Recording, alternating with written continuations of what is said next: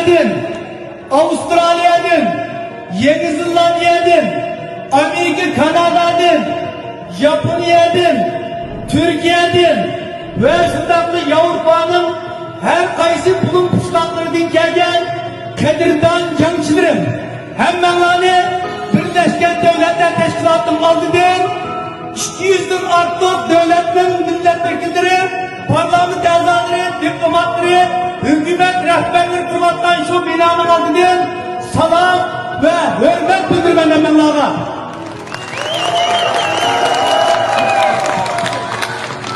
Aziz vatandaşlar, bugün biz Birleşken Devletler Teşkilatı'nın aldığımız yıllık Xitay'ın ceza alanlarında azap çıkıvatkan 1 milyondur 3 milyonu civarı insanımızdan Xitay'ın tümür tapanları aslında erkinliği boğulatkan 20-30 milyon Şark Türkistan halkının avatın dünyanı bildirir.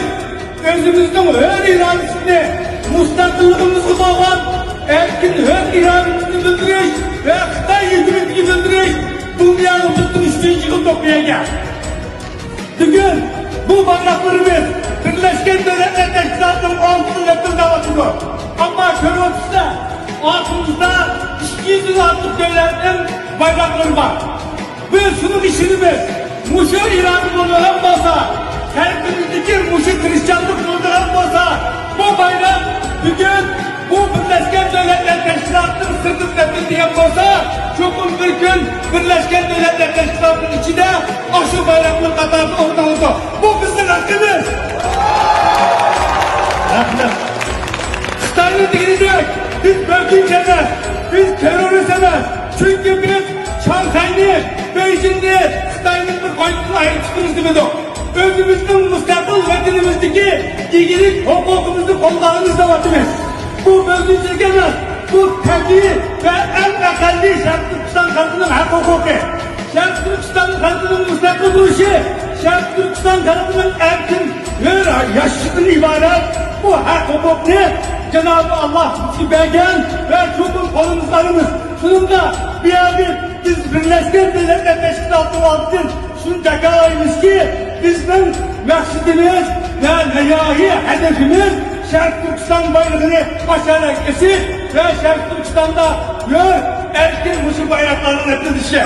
Şununla hepimiz bunun yüreğimizden işimiz, bunun kuyucu kadrini biz bugün Muşu Birleşken Devletler Teşkilatı'nın altını bastık. Bugün önde bizim bir yer girişimiz yeni bir maksat.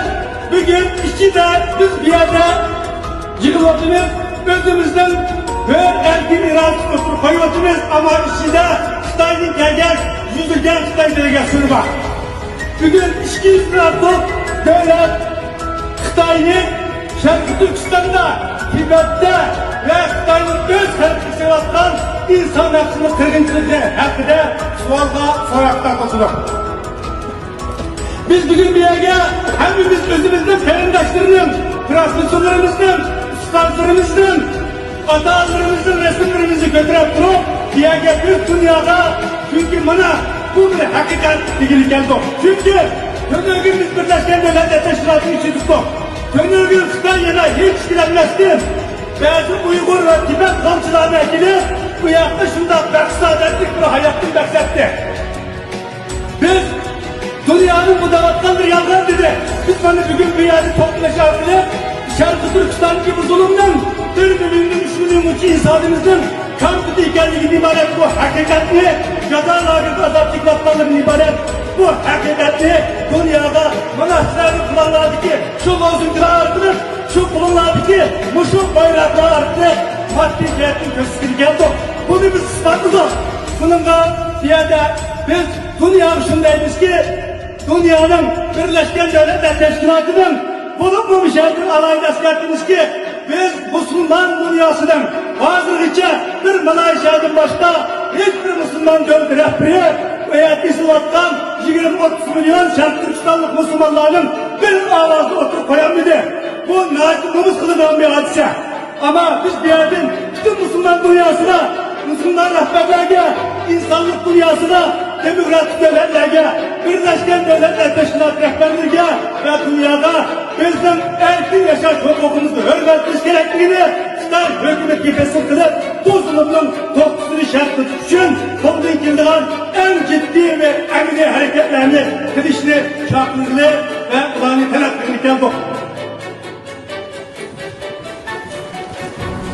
Şunun için hemmerlerge, BK'ga her bir şart Türkistanlıkla köprü köprekle ve şundakla diyen kilenmeyen her bir sebeplerle, bizi sebepler, bu sebeplerle kilenme attan bütün şart Türkistanlık ama ikram aldığına bizni bugün bir şart görev attan hem bir bizden bizi doğan bütün perinbaşlarımızı biyattın hem hürmetlerimizi bildirme biz işimiz ki milyonlar şart Türkistan halkının kalbi biz bugün bir yer bulanmışsını muşun sorunda bizden birge. Rahmet canlarına.